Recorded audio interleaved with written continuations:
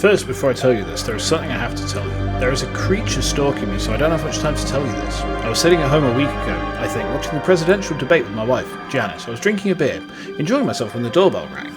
I looked at my Janice and she looked back at me, and we both knew who had to get it, so I got up and walked over to answer the door, but there was no one there. I checked left and right, nothing. I sat back down and was about to relax when it rang again. This time I was getting frustrated, so I waited for it and opened it, and still no one was there. I ran back to the couch and sat down, trying to get some relaxation. It rang again. This time, I was pissed. I ran to the door and swung it open with force. No one was there, so I decided to check all around my house. I found nothing, decided to set up a security camera near my door so I could catch the guy in his tracks. The debate had ended and I missed it. Oh, god damn it. I went to sleep until I was woken up by, I guess at this point it woke me up, at the sound of my doorbell. So I stumbled out of bed.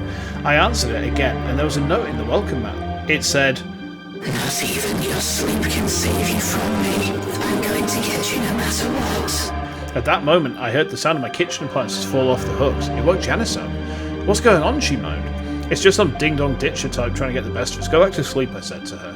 I slammed the door, locked it, and I went back to sleep. The next morning, I woke up and I started making bacon. Oh, bacon. The smell, ultimate wake-up call. I was putting the strips on the plate when I heard the doorbell ring again. This time it didn't sound like a doorbell, it was more like the sound of someone dragging their fingernails across a chalkboard. I covered my ears that were in pain, so I ran to the door, and I saw in a split second a transparent black figure just before it disappeared. I got my toolkit out and uninstalled our doorbell in the hopes the ring would stop, but I was wrong. It rang again and again until I couldn't take it anymore. So I checked the tape from the camera to see who had left a note. What I saw haunts me to this day. It was my wife Janice, except her hands were covered in blood and her eyes were black. No, this wasn't my wife. This wasn't my Janice. It's just someone else, I'm sure of it. Then she faded away. She didn't walk away, she just disappeared. I couldn't sleep that night. It was the same screech over and over again. I tried to call the police to tell them the disturbances so they could deal with it, but the phone had no dial tone. Then a message popped up. It contained a picture and I was stupid enough to open it, and it showed my house, blood spilling out the windows. And our house was black even though it's white.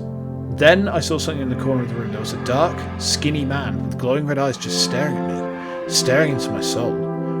We had a stare down until slowly it got up and opened the door and walked out. That brings us to here, to the present day. I hope someone finds this and is alert about this creature's presence. Wait. I hear something behind me. It sounds like heavy breathing. Help me!